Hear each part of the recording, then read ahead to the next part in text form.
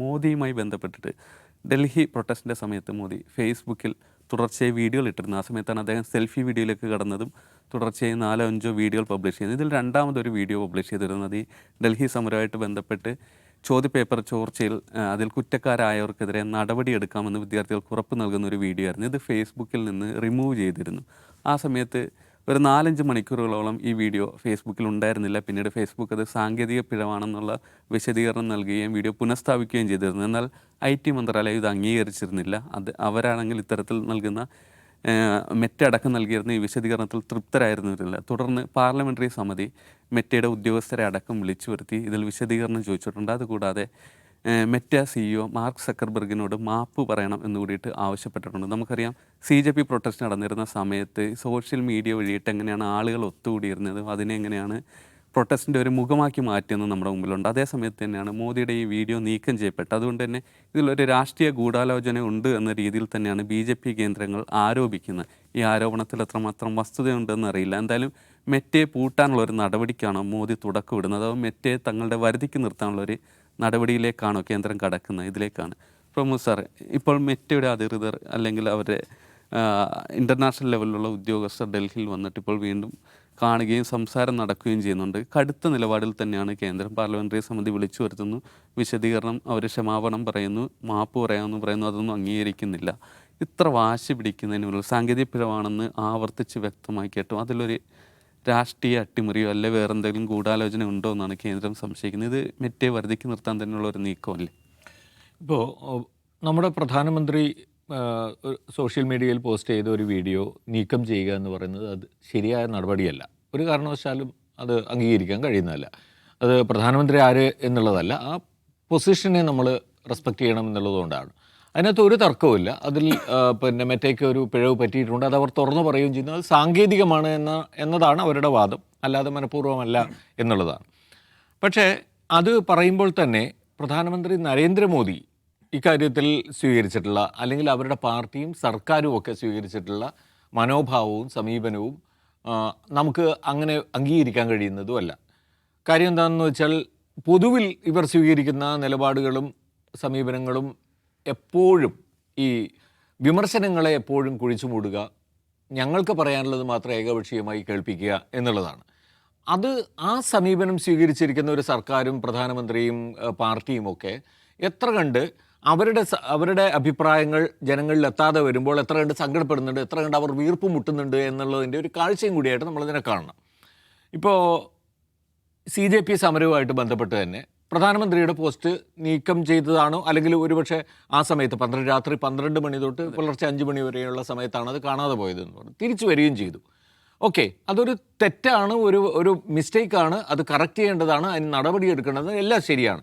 പക്ഷേ ഇതേ സമയത്ത് തന്നെ പ്രധാനമന്ത്രിയെ വിമർശിക്കുകയോ കളിയാക്കുകയോ ഒരുപക്ഷെ ഒരല്പം കടന്ന് ചില മീമുകളോ അല്ലെങ്കിൽ ആ നിലയിലുള്ള സ്കിറ്റുകളോ ഒക്കെ ചെയ്തിരിക്കുന്ന വിദ്യാർത്ഥികളുടെ പോസ്റ്റുകൾ നീക്കം ചെയ്യണമെന്നാണ് ഇവർ ആവശ്യപ്പെടുന്നത്.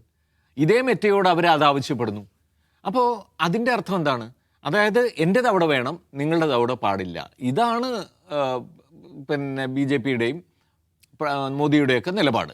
ഈ നിലപാട് വെച്ച് അവരോട് ക്ഷമ പറയാൻ പറയുന്നതിൽ ഒരു പൂർണ്ണമായ ഒരു തെറ്റുണ്ട്. അത് മാത്രമല്ല, അതിനുള്ള അർഹത അവർ തന്നെ ഇല്ലാതാക്കുന്നു എന്ന് വേണമെങ്കിൽ പറയാം.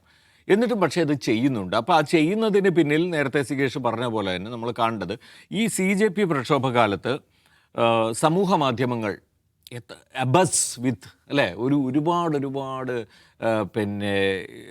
അത്തരത്തിലുള്ള വീഡിയോസ് കൊണ്ട് നിറഞ്ഞ് കിടക്കുകയായിരുന്നു. ഒരുപാട് സാധനങ്ങൾ, ഒന്ന് സമരസ്ഥലത്ത് നിന്ന് വരുന്ന ചെറിയ ദൃശ്യങ്ങൾ, ഒരു ക്ലിക്ക് മതി, ഒരു പ്ലക്കാർഡിൻ്റെ ഒരു ക്ലിക്ക്, അല്ലെങ്കിൽ ഒരാളുടെ മുഖം നമ്മളിപ്പോഴും കണ്ടുകൊണ്ടിരിക്കുക, തീരുന്നില്ല. എത്ര സാധനങ്ങളാണ് വന്നുകൊണ്ടേയിരുന്നത്. ഇപ്പോൾ ഇന്ന് എടുത്തു നോക്കുമ്പോഴും പുതിയ സാധനങ്ങളൊക്കെ കാണാനുണ്ട്. ഓരോരുത്തരുടെ ഇതായിട്ട് ഒരു ചങ്ങായി വിളിക്കുകയാണ്, നമ്മുടെ ചൈനീസ് പ്രധാനമന്ത്രി വിളിക്കുകയാണ്, നിങ്ങളാണല്ലോ ഫണ്ട് ചെയ്യുന്നത്, ഞങ്ങളിവിടെ ഒരു 3 ചായ കുടിച്ചിട്ടുണ്ട്, ഒന്ന് പൈസ കൊടുത്തേക്കണേന്ന് പറഞ്ഞ് വിളിക്കുക. അപ്പോൾ അതുപോലുള്ള സാധനങ്ങൾ വരെ ധാരാളമായിട്ട് കിടപ്പുണ്ട്. അപ്പം ഇത് മുഴുവൻ നീക്കം ചെയ്യണം എന്നുള്ളതാണ് ഇവരുടെ ആവശ്യം. അത് വേറൊരു തരത്തിലുള്ള പിന്നെ ഹിപ്പോക്രസി എന്ന് നമുക്ക് പറയേണ്ടി വരും. മാത്രമല്ല അതിനകത്താണ് കൂടുതൽ അപകടം ഇരിക്കുന്നത്. ഞാൻ പറയുന്നത് ഒരു പൊതുജനങ്ങളുടെ അല്ലെങ്കിൽ പിന്നെ വിദ്യാർത്ഥികളുടെ പ്രക്ഷോഭം സാധാരണ നിലയിൽ നാട്ടുകാരുടെ ആരുടെ ശബ്ദമായാലും കേൾപ്പിക്കാനുള്ള ഇടങ്ങൾ വേണമെന്നുള്ളതാണ് ജനാധിപത്യത്തിൻ്റെ ഏറ്റവും പ്രധാനപ്പെട്ട ഘടകം. അതിന് പകരം ഞാൻ പറയുന്നത് ഇപ്പോൾ പ്രധാനമന്ത്രി നരേന്ദ്രമോദി ഈ എല്ലാ ആഴ്ചയിലും ഈ പിന്നെ റേഡിയോ സംപ്രേഷണം ഉണ്ടല്ലോ അദ്ദേഹത്തിൻ്റെ. ഈ റേഡിയോ സംപ്രേഷണത്തിലൂടെ കേൾപ്പിക്കുന്ന രീതിയിൽ അദ്ദേഹത്തിന് അങ്ങോട്ട് പറയാനുള്ളതല്ല. ഇപ്പോൾ ഈ മൂന്നോ നാലോ ഇൻസ്റ്റാ വീഡിയോ വന്നല്ലോ. ഈ ഇൻസ്റ്റാ വീഡിയോയിലും അദ്ദേഹം സ്വീകരിച്ചിരിക്കുന്നത് അതാണല്ലോ, ഞാൻ അങ്ങോട്ട് പറയും, നിങ്ങളാരും ഇങ്ങോട്ട് പറയാൻ നിൽക്കേണ്ട എന്നുള്ളതാണ്. ആ സമീപനമുള്ള ഒരു പത്രസമ്മേളനം, ഒരു വാർത്താ സമ്മേളനം നടത്തി ചോദ്യങ്ങൾ അഭിമുഖീകരിക്കാൻ കെൽപ്പില്ലാത്ത പ്രധാനമന്ത്രി ഒക്കെ ആണവർ. ആ പ്രധാനമന്ത്രിയെ സംബന്ധിച്ചിടത്തോളം ഇത് നീക്കം ചെയ്ത് തെറ്റാണ്, ഞങ്ങളോട് വന്ന് സാഷ്ടാംഗം മാപ്പ് പറയണമെന്നൊക്കെ ആവശ്യപ്പെടുന്നതിൽ കുറച്ചൊക്കെ ലജ്ജ വേണം. കാരണം അതാണ് സംഗതി. അപ്പോൾ അത് നിലനിൽക്കുകയാണ്. അപ്പോൾ ഞാൻ പറഞ്ഞു വന്ന ഇതാണ്, സോഷ്യൽ മീഡിയയിൽ ഇത്രയധികം ഒരു ആൻറ്റി മോദി കണ്ടൻറ്റ് ക്രിയേറ്റ് ചെയ്യപ്പെട്ട ഒരു സമയം വേറെയില്ല. അത് കണക്കാക്കി കൂടി തന്നെയാണ് ഇപ്പോഴത്തെ ഈ നീക്കം. അവരെ കൺട്രോളിൽ നിർത്തുക, അവരെ വരുതിയിൽ നിർത്തുക, അവർക്ക് മറ്റു തരത്തിലുള്ള എന്താ പറയുക പിന്നെ ഇവിടെ ഇങ്ങനെ മതി എന്നുള്ളൊരു വ്യക്തമായ സൂചന കൊടുക്കുക. ഇതൊന്നും ഇട്ടുള്ള പരിപാടികൾ ഇവിടെ നടക്കില്ല എന്നുള്ളതൊക്കെ. ഇന്ന് തന്നെ ഇപ്പോൾ നോക്കി നിതിൻ ഗഡ്കരി അവർ ഹൈക്കോടതിയെ സമീപിച്ചിട്ട് ബോംബെ ഹൈക്കോടതി നിർദ്ദേശം കൊടുത്തിരിക്കുകയാണ് നിതിൻ ഗഡ്കരിക്കെതിരായിട്ടുള്ള പോസ്റ്റുകൾ നീക്കം ചെയ്യാൻ. അതെന്തൊരു ഏർപ്പാടാണ്. അതാണ് നമ്മുടെ മന്ത്രിമാരും നമ്മുടെ പ്രധാനമന്ത്രി തന്നെയും വിമർശിക്കപ്പെടണം. അവർ തെറ്റായ കാര്യങ്ങൾ ചെയ്യുമ്പോൾ വിമർശിക്കപ്പെടണം. അതിനു വേണ്ടി കൂടിയുള്ളതാണ് സമൂഹ മാധ്യമങ്ങളെന്നാണ് നമ്മൾ കാണുന്നത്. അതിനാണ് നമുക്ക് അഭിപ്രായ സ്വാതന്ത്ര്യം എന്ന് പറയാൻ കഴിയുക. അതിനെയാണ് ജനാധിപത്യം എന്ന് വിളിക്കാൻ കഴിയുക.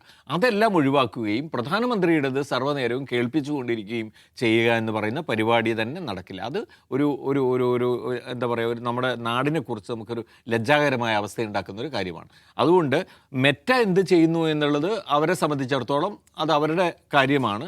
പക്ഷേ ഇന്ത്യ എന്ത് എടുക്കണം, രാജ്യം എങ്ങനെയായിരിക്കണം ഈ വിഷയത്തെ കാണുന്നത് എന്നത് നമ്മൾ ജനങ്ങളാണ് തീരുമാനിക്കുന്നത്. ജനങ്ങളുടെ ആ അഭിപ്രായത്തിനാണ് ഏറ്റവും കൂടുതൽ പ്രാധാന്യം വരേണ്ടത്. അത് ഒഴിവാക്കിക്കൊണ്ട് ഇപ്പോൾ അതിൻ്റെ പേരിൽ ഇപ്പോൾ മെറ്റയ്ക്കെതിരെ എന്തെങ്കിലും നടപടി വന്നിട്ട് ഇവിടെ പിന്നെ ഫേസ്ബുക്കും ഇൻസ്റ്റയും വാട്സപ്പും ഒക്കെ ഏതെങ്കിലും തരത്തിൽ തടസ്സപ്പെടുന്നൊക്കെ ഉണ്ടെങ്കിൽ അതിനോടുണ്ടാകുന്ന പ്രതിഷേധമായിരിക്കും ഈ സർക്കാരിനെ സംബന്ധിച്ചിടത്തോളം ഏറ്റവും വലിയ പ്രതിസന്ധി എന്നാണ് ഞാൻ പറയുക. നിഷാദ്, നിലവിലിപ്പോൾ CJP പ്രൊട്ടസ്റ്റ് നടക്കുന്നു. ആ സമയത്ത് ഇത്തരത്തിൽ പ്രധാനമന്ത്രിക്കെതിരെയുള്ള ധാരാളം വിമർശനങ്ങൾ വരുന്നു. ആ വിമർശനങ്ങൾ ഉന്നയിച്ച് പല സംസ്ഥാനങ്ങളിലായി അത്തരം ആളുകൾക്കെതിരെ അല്ലെ വിദ്യാർത്ഥികൾക്കെതിരെ കേസുകൾ രജിസ്റ്റർ ചെയ്യുന്നു. അത്തരം വീഡിയോകൾ നീക്കം ചെയ്യാൻ ആവശ്യപ്പെടുന്നു. അതേസമയത്ത് മോദി എന്നെ ലൈവിൽ വന്ന് എന്നെ അധിക്ഷേപിച്ചവർക്കെതിരെ ഞാൻ മാപ്പ് കൊടുത്തിരിക്കുന്നു, അവരത്തരം പ്രവൃത്തികൾ തിരുത്തുക എന്ന് പറഞ്ഞ് ഉപദേശിക്കുന്നു. മറുവശത്ത് എൻ്റെ ഒരു വീഡിയോ നീക്കം ചെയ്തതിൽ അവരതിൻ്റെ അകത്ത് പിഴവ് പറ്റി സാങ്കേതിക കാരണങ്ങളാണെന്ന് പറഞ്ഞിട്ടും അത് സമ്മതിക്കാൻ BJP കേന്ദ്രങ്ങൾ തയ്യാറാകുന്നില്ല. മറിച്ച് അതിലൊരു രാഷ്ട്രീയ ഗൂഢാലോചന ഉണ്ടെന്ന് സംശയിക്കുന്നു. നമ്മൾ മറ്റുള്ള രാജ്യങ്ങളെല്ലാം നിന്ന് ഇത്തരം വാർത്തകൾ കേട്ടിട്ടുണ്ട്. അത്തരം ഒരു പ്രൊട്ടസ്റ്റിനുള്ള സഹായം അല്ലെങ്കിൽ സോഷ്യൽ മീഡിയ വഴി പുറത്തുനിന്ന് കിട്ടുകയും അത്തരം പ്രൊട്ടസ്റ്റുകൾ നടക്കുകയും അത് അവിടുത്തെ സർക്കാരിന് താഴെയിറക്കാനുള്ള ശ്രമമായി മാറുകയൊക്കെ ചെയ്യുന്നത്. BJPയുടെ അത്തരം ഒരു അലിഗേഷൻ എത്ര കാര്യമായിട്ട് കാണേണ്ടതുണ്ട്? ഞാൻ കാണുന്നത് BJPയുടെ പ്രശ്നം എന്ന് പറയുന്നത് പ്രധാനമന്ത്രിയുടെ ആ വീഡിയോ അബദ്ധത്തിൽ നീക്കം ചെയ്തതൊന്നുമല്ല. വീഡിയോ അബദ്ധത്തിൽ നീക്കം ചെയ്തതാണെന്ന് പറയുകയും വളരെ പെട്ടെന്ന് പുനഃസ്ഥാപിക്കുകയും അതിന് മെറ്റ മാപ്പ് പറയുകയും ചെയ്തല്ലോ. എന്നിട്ടും അവരുടെ കല്ലിറങ്ങാത്തതിൻ്റെ പ്രശ്നം ഈ സമരം വിജയിപ്പിച്ചത് മെറ്റയാണ് എന്നിട്ടുള്ള അവരുടെ ഉറച്ച ബോധ്യം കൊണ്ടാണ്. കാരണം ഈ സമരം ഡൽഹിയിൽ നടക്കുമ്പോൾ ഈ സമരത്തെ ഒരു ന്യൂജൻ സമരത്തിൻ്റെ പ്രൊപ്പഗേഷന് അല്ലെങ്കിൽ അതിൻ്റെ പടർച്ചയ്ക്ക് ആവശ്യമായിട്ടുള്ള മുഴുവൻ സംഗതികളും വന്നത് ഇൻസ്റ്റഗ്രാമിലാണ്. അതായത് ഞങ്ങൾ അർണബ് ഗോസ്വാമിയെ ഇറക്കി, ഞങ്ങൾ മുഴുവൻ ഞങ്ങളുടെ അവിടുത്തെ ഗോസായി ചാനലുകളെ ഇറക്കി, ഞങ്ങൾ അവിടുന്ന് TG മോഹൻദാസിനെ ഇറക്കി, ഞങ്ങൾക്ക് ഇറക്കാവുന്ന മൊത്തം ഇറക്കിയിട്ടും അതിന് പുല്ല് വില കിട്ടിയില്ലെന്ന് മാത്രമല്ല, കുട്ടികൾ വേറെ ഒരു വഴിയാണ് സ്വീകരിച്ചത്. അവർ നാഷണൽ മീഡിയ എന്ന് അവകാശപ്പെടുന്ന ഈ ഹിന്ദി ഇംഗ്ലീഷ് ചാനലുകളെ പരിഗണിച്ചതേ ഇല്ലല്ലോ. അപ്പോൾ അവരെ ഇറക്കിയിട്ട് അത് അമേരിക്കൻ ഗൂഢാലോചന, ചൈനീസ് ഗൂഢാലോചന, പാകിസ്ഥാൻ ഗൂഢാലോചന, ബംഗ്ലാദേശി ഗൂഢാലോചന എന്നെല്ലാം പറഞ്ഞു നോക്കിയിട്ടും അത് ഏശിയില്ല എന്ന് മാത്രമല്ല, ആ സമരം റിപ്പോർട്ട് ചെയ്യാൻ വന്ന മോദിയുടെ ഏജൻറ്റുമാരായിട്ടുള്ള ഗോസ്വാമിമാരെ പിള്ളേർ കൂവി ഓടിക്കരുത്. എന്നിട്ട് അവർക്ക് പറയാനുള്ള കാര്യങ്ങൾ മുഴുവൻ ഇൻസ്റ്റഗ്രാമിലൂടെയാണ് പറഞ്ഞത്. ഇൻസ്റ്റഗ്രാം തുറക്കുന്ന ഒരാൾക്ക് ഈ സമരത്തിൻ്റെ ഏതെങ്കിലും ഒരു ചിത്രമോ ദൃശ്യമോ കാണാതെ കടന്നു പോകാൻ കഴിയാത്ത ദിവസങ്ങളായിരുന്നു ആ സമര ദിവസം. അത് രാജ്യത്താകമാനം സമരത്തിൻ്റെ ആവേശത്തെ കൊണ്ടുവന്ന് എത്തിച്ചു. രാജ്യത്ത് പലയിടത്തായിട്ട് ഐക്യദാർഢ്യ പ്രകടനങ്ങളുണ്ടായി, പലയിടത്തും സമരങ്ങൾ തന്നെയും പൊട്ടിപ്പുറപ്പെട്ടു. ഗവൺമെൻറ്റിന് ഒന്നും ചെയ്യാൻ പറ്റിയില്ല. ഈ സമരം ഇതാ പടരുകയാണ്. ഇനി നമ്മളിത് നോക്കി നിന്നാൽ പിന്നെ നമുക്ക് ചർച്ചയ്ക്ക് വിളിക്കാൻ പോലും ആരും നേതൃത്വത്തിലുണ്ടാവില്ല. ആ നിലയ്ക്ക് പോകുമെന്ന് കണ്ടപ്പോഴാണ് ധർമ്മേന്ദ്ര പ്രധാനോട് പൊക്കോളാൻ മോദി പറയുന്നത്. സോ അങ്ങനെ കയ്യിൽ നിൽക്കാത്ത ഒന്നായി എനിക്ക് നിയന്ത്രിക്കാൻ കഴിയാത്ത, എനിക്ക് ക്ലൈമാക്സ് നിശ്ചയിക്കാൻ കഴിയാത്ത ഒരു സമരമായി ആ സമരം മാറി. ബാക്കിയെല്ലാം 12 വർഷമായിട്ട് ഞാനാണ് നിശ്ചയിച്ചുകൊണ്ടിരുന്നത്. അങ്ങനെ വളർത്തുന്നതിൽ പങ്കുവഹിച്ചത് മെറ്റയാണ്. ഇത്രയും കാലം ഞങ്ങളുടെ കാവൽ നായയെ പോലെ കിടന്ന മെറ്റ ഞങ്ങൾ പറയുന്ന വിദ്വേഷവും വെറുപ്പും വഷളത്തരവും മാത്രം പ്രസരിപ്പിക്കാൻ പണിയെടുത്തുകൊണ്ടിരുന്ന മെറ്റ, ഞങ്ങൾ വിചാരിക്കുന്നത് മെറ്റ എന്ന് വെച്ചാൽ വാട്സാപ്പാണ് എന്നായിരുന്നു. വാട്സാപ്പിൽ ഞങ്ങളായിരുന്നു ആധിപത്യം. ഈ സമരത്തിലും വാട്സാപ്പിൽ സംഘിലായിരുന്നു ആധിപത്യം. ഈ സമരം ചൈനീസ് ഗൂഢാലോചനയാണ്, പാകിസ്ഥാൻ ഗൂഢാലോചനയാണ്, അർബൻ മാവോയിസ്റ്റ് ഗൂഢാലോചനയാണ്, ഈ സമരത്തിൽ കുട്ടികൾ വന്നിരിക്കുന്ന മൊത്തം വഷളത്തരങ്ങൾക്കാണ്. വാട്സാപ്പിൽ അതായിരുന്നു. പക്ഷേ ഇൻസ്റ്റഗ്രാമിൽ വേറെ സംഗതിയാണ് വന്നുകൊണ്ടിരുന്നത്.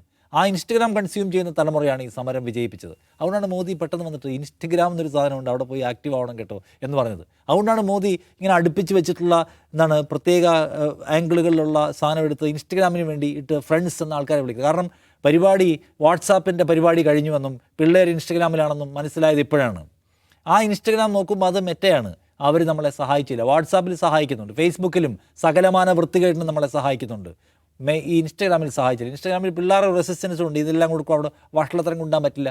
അവിടെ പ്രധാനമന്ത്രി വന്നിട്ട് പ്രധാനമന്ത്രി അവരെങ്ങനെയാണ് പരിഹസിച്ച് വിമർശിച്ച് പ്രതിരോധിച്ചത് നമ്മൾ കണ്ടാണ്. പ്രധാനമന്ത്രിക്ക് എൻ്റർ ചെയ്യാൻ പറ്റില്ലല്ലോ. പ്രധാനമന്ത്രിയുടെ ഉറപ്പായിട്ടും BJPക്ക് ഫോളോവേഴ്സ് ഉള്ളതുകൊണ്ട് അദ്ദേഹം ഇടുന്ന വീഡിയോകൾക്ക് 105 മില്യൺ ആൾക്കാർ ഫോളോ ചെയ്യുന്ന ഒരാളൊരു ഒരു ഫോട്ടോയോ ഒരു വീഡിയോ ഇട്ടാൽ സ്വാഭാവികമായിട്ട് അതിനൊരു മിനിമം ട്രാക്ഷൻ ഉണ്ടാവുമല്ലോ. അതവിടെ കാണുന്നുണ്ട്. അതിനപ്പുറം പ്രധാനമന്ത്രി സർവാത്മന സ്വീകരിക്കപ്പെട്ടോ ഇല്ല. അപ്പോൾ ഈ സമരം വിജയിപ്പിച്ചത് മെറ്റയാണ്. മെറ്റയും മെറ്റയിൽ വന്ന് കുറേ പിള്ളേരും. ആ ദേഷ്യം സഹിക്കാൻ പറ്റുന്നില്ല. ഈ വീഡിയോ എങ്ങനെയായിരിക്കും പോയിട്ടുണ്ടാവുക? വീഡിയോ പോകുന്നതിൻ്റെ കാരണം എന്താണ്? പ്രധാനമന്ത്രി നരേന്ദ്രമോദി അദ്ദേഹത്തിൻ്റെ ഒരു സെൽഫി വീഡിയോ ഇട്ടിട്ടുണ്ട്. അതിനെ കളിയാക്കിക്കൊണ്ട് എമ്പാടും പിള്ളേർ അതിൻ്റെ റെസ്പോൺസ് വീഡിയോ ചെയ്തിട്ടുണ്ട്. പ്രധാനമന്ത്രിയെ കളിയാക്കുന്ന വീഡിയോകളൊക്കെ റിമൂവ് ചെയ്യണമെന്ന് മെറ്റയ്ക്ക് ഡൽഹി പോലീസ് വഴി നിർദ്ദേശം കൊടുക്കുന്നു. മെറ്റ ഇത് എവിടെ കൊണ്ട് എത്ര എണ്ണം അവർ കളയും? എത്ര എണ്ണം കളയാൻ പറ്റും? കാരണം പരശതം സംഗതികൾ, ആയിരക്കണക്കിന് 10,000-കണക്കിന് വീഡിയോകളാണ് മോദിയെ ട്രോളിക്കൊണ്ട് വരുന്നത്. പിള്ളേർ രസകരമായിട്ടുള്ള വീഡിയോകൾ ഉണ്ടാക്കുകയാണ്. ഫ്രണ്ട്സ് എന്ന് വിളിക്കുന്നത് പ്രധാനമന്ത്രിക്ക് പ്രോംപ്റ്റ് വെച്ച് കൊടുക്കുന്ന കാണുന്നുണ്ട്. ഇങ്ങനെ പുസ്തകം മറിച്ച് അത് നോക്കി പുള്ളി വായിക്കുന്നത്. രാത്രി 12 മണിക്ക് ശേഷം മിണ്ടാൻ വരുന്ന ഒരു പുരുഷനെയും വിശ്വസിക്കരുതെന്ന് പറഞ്ഞ പെൺകുട്ടികളുടെ മീമുകൾ, അങ്ങനെ ഭയങ്കര ഇൻട്രസ്റ്റിംഗ് ആയിട്ടുള്ള സംഗതികളുണ്ട്. തള്ളിക്കളയാണ്. മെറ്റ അവസാനം എന്ത് ചെയ്ത് കാണും? ഈ റേഞ്ചിൽ കാണുന്ന പ്രധാനമന്ത്രിയുടെ താടിയൊക്കെ ഉള്ള വീഡിയോ കളഞ്ഞേക്കാൻ ഉള്ള കമാൻഡ് കൊടുത്ത് കാണും. അതിൽ ഒറിജിനലും പോയി കാണും. അത് ശരിക്കും സംഭവിച്ചിട്ടുണ്ടാവും. അതായിരിക്കും. അല്ലാതെ പ്രധാനമന്ത്രിയുടെ വീഡിയോ കളയാൻ മെറ്റയിൽ ഏതൊരു ഉദ്യോഗസ്ഥൻ തയ്യാറാവും? അത് തന്നെ പ്രധാനമന്ത്രിക്കും അദ്ദേഹത്തിൻ്റെ പാർട്ടിക്കും താല്പര്യമുള്ള ആളുകളെയാണ് ഇന്ത്യയിലെ പ്രധാനപ്പെട്ട ഉദ്യോഗസ്ഥരായിട്ട് മെറ്റ വെച്ചിരിക്കുന്നത്. എനിക്ക് തോന്നുന്നത് പ്രധാനമന്ത്രിയുടെ ഈ പടം വെച്ചിട്ടുള്ള ഈ റേഞ്ചിലുള്ള പുതിയ വന്നിട്ടുള്ള വീഡിയോയുമായി ബന്ധപ്പെട്ട എല്ലാ സംഗതികളും കളയാൻ നിർദ്ദേശിച്ചപ്പോൾ ഒറിജിനലും പോയി കാണും. ഒറിജിനൽ പോയെന്ന് മനസ്സിലാക്കിയപ്പോൾ അത് റീഇൻഷേറ്റ് ചെയ്തതാണ്. അത് സംഭവിച്ചിട്ടുണ്ടാവുക. ഈ ഞാൻ പറഞ്ഞ കാര്യം ഇതാണ്. കലി അടങ്ങിയിട്ടില്ല. അത് മെറ്റയോട് പറയാണ്. മെറ്റയെ പരമാവധി ഹീറ്റ് ചെയ്യാണ്. നിങ്ങൾ ഇനി ഈ പരിപാടിക്ക് നിൽക്കരുത്. ഇനി സർക്കാരിനെതിരെ സമരം ഉണ്ടായാൽ ആ സമരത്തിനെതിരായിട്ട് സമരത്തിൻ്റെ ഭാഗമായി വരുന്ന പ്ലക്കാർഡും മുദ്രാവാക്യവും അവിടെ കൂടുന്ന റീലും പ്രചരിപ്പിക്കാൻ നിൽക്കേണ്ട. എനിക്ക് തോന്നുന്നത് ഇമ്പാക്റ്റ് ചെയ്ത് തുടങ്ങിയിട്ടുണ്ട് കേട്ടോ. ഇപ്പോൾ E20 ജനതാ പാർട്ടി എന്ന് പറഞ്ഞൊരു പുതിയ ഇൻസ്റ്റാഗ്രാം പേജ് വന്നിരുന്നു. അതിൻ്റെ വളർച്ച അതിവേഗത്തിലായിരുന്നു. ഇപ്പോൾ അതൊരു 500K വന്ന് നിൽക്കുകയാണ്. അത് എൻ്റെ നോട്ടത്തിൽ അതിൻ്റെ ട്രാക്ക് നോക്കിയിട്ട് അത് 1 മില്യൺ കിടക്കേണ്ട സമയം കഴിഞ്ഞു, ദിവസങ്ങൾക്ക് മുമ്പ് തന്നെ. ഇപ്പോൾ അതിൻ്റെ ഉയർച്ച അവിടെ നിൽക്കുകയാണ്. അതേസമയം ഇത് ഏറ്റവും കൂടുതൽ ഡിസ്കസ് ചെയ്യപ്പെടുന്ന വിഷയമായിട്ട് ഇപ്പോൾ നമ്മുടെ അന്തരീക്ഷത്തിലുണ്ട്. ഇന്നലെയൊക്കെയാണ് തന്നെ കെജ്രിവാളിൻ്റെ നേതൃത്വത്തിലൊരു മോദിയുടെ വീട്ടിലേക്ക് ഒരു മാർച്ച് അവർ സംഘടിപ്പിച്ചു. സോ അത് വളരെ ലൈവായി നിൽക്കുന്ന ഒരു ആക്റ്റീവ് സബ്ജക്റ്റായിട്ട് കൂടി ഈ ഇൻസ്റ്റാഗ്രാം കയറുന്നില്ല. നമ്മുടെ മുമ്പിൽ എത്ര ഇപ്പോൾ ഇത് E20 വിഷയം വരുന്നുണ്ട്. E20 ട്രാക്ഷനും അവർ കുറച്ചു, വിസിബിലിറ്റിയും കുറച്ചു. അത് ഈ പേടിപ്പിക്കലാണ്. അത് പരമാവധി ഫോഴ്സ് ചെയ്യാണ്. ഈ സർക്കാരിൻ്റെയും BJPയുടെയും താല്പര്യത്തിനപ്പുറം പോയിട്ട് ഒരു പ്ലാറ്റ്ഫോമും പ്രവർത്തിക്കേണ്ട എന്ന സന്ദേശം കൊടുക്കുകയാണ്. മെറ്റ അത് തൊണ്ട തൊടാതെ വീഴുന്നു. കാരണം 140 കോടി മനുഷ്യരുള്ള ഈ നാട്ടിൽ അവരുടെ ഏറ്റവും വലിയ മാർക്കറ്റാണ്. ടിക്ടോക്ക് എന്ന് പറയുന്ന ലോകത്തെ തന്നെ ഏറ്റവും വലിയ വീഡിയോ പ്ലാറ്റ്ഫോമുകളൊന്നായിട്ടുള്ള പ്ലാറ്റ്ഫോമിനെ സുരക്ഷാ കാരണങ്ങൾ പറഞ്ഞ് ഈ സർക്കാർ നിരോധിച്ചതിൻ്റെ ഏറ്റവും വലിയ ബെനിഫിഷ്യറി ഇൻസ്റ്റാഗ്രാം റീലാണ്, ഇൻസ്റ്റഗ്രാമാണ്. ആ ഇൻസ്റ്റഗ്രാമിന് തിരിച്ച് നന്ദി പറയാതിരിക്കാൻ പറ്റില്ല. എന്ന് മാത്രമല്ല, ഈ പറഞ്ഞ ഡിജിറ്റൽ ഫ്രീഡം, ആശയ സംവാദ സ്വാതന്ത്ര്യം, ധാർമ്മികത പോലെയുള്ള മൂല്യങ്ങളെ അടിസ്ഥാനമാക്കി ഒരു ഡിസ്കോഴ്സ് സാധ്യമായിട്ടുള്ള ഗവൺമെൻറ്റല്ല ഇന്ത്യയിലിരിക്കുന്നത്. നിങ്ങൾ വർത്താനം പറഞ്ഞാൽ അവരുടെ അടുത്ത് കളയാൻ ഒരു മടിയില്ലാത്ത മോദിയാണ്. സോ അവർക്കും അതറിയാം. ഇവിടെ അങ്ങനെ ഒരു ഹെൽത്തി ബിസിനസ് ഡീലൊന്നും സാധ്യമല്ല. ഇവർ പറയുന്നത് ചെയ്തു കൊടുത്താൽ നമ്മുടെ കാര്യം നടക്കും എന്നതുകൊണ്ട് ഇനി വരാൻ പോകുന്ന മൂവ്മെൻറ്റുകൾക്കകത്ത് കുട്ടികൾ കാണേണ്ട ഒരു കാര്യം മെറ്റയെ വിശ്വഗുരു അദ്ദേഹത്തിൻ്റെ കക്ഷത്തിലാക്കിക്കൊണ്ടിരിക്കുകയാണ് എന്നതുകൂടിയാണ്. യെസ്, എന്തായാലും ഈ കേസുമായിട്ട് ബന്ധപ്പെട്ടിട്ട് മെറ്റ CEO മാർക്ക് സക്കർബർഗ് മാപ്പ് പറയുമോ എന്നാണ് അറിയേണ്ടത്. നിലവിൽ ഇപ്പോൾ ഡീഫേക്കുമായിട്ട് ബന്ധപ്പെട്ട കാര്യത്തിൽ അദ്ദേഹം മാപ്പ് പറഞ്ഞതായിട്ടുള്ള വാർത്തകൾ, റിപ്പോർട്ടുകൾ വരുന്നുണ്ട്. അതേസമയം ഈ പ്രധാനമന്ത്രിയുടെ വീഡിയോ നീക്കം ചെയ്ത കാര്യത്തിൽ അദ്ദേഹം ഇതുവരെ മാപ്പ് പറഞ്ഞിട്ടില്ല. നമുക്കറിയാം തൃണമൂൽ കോൺഗ്രസ് MP മഹുവ മൊയ്ത്ര അടക്കം പറഞ്ഞിട്ടുണ്ട്, മാർക്ക് നിങ്ങൾ ഒരിക്കലും ഇതിൽ മാപ്പ് പറയരുത് എന്നുള്ള കാര്യം അവർ ആവശ്യപ്പെട്ടിട്ടുണ്ട്. മാർക്ക് മാപ്പ് പറയുമോ ഇല്ലയോ എന്ന് കാത്തിരുന്ന് കാണാം.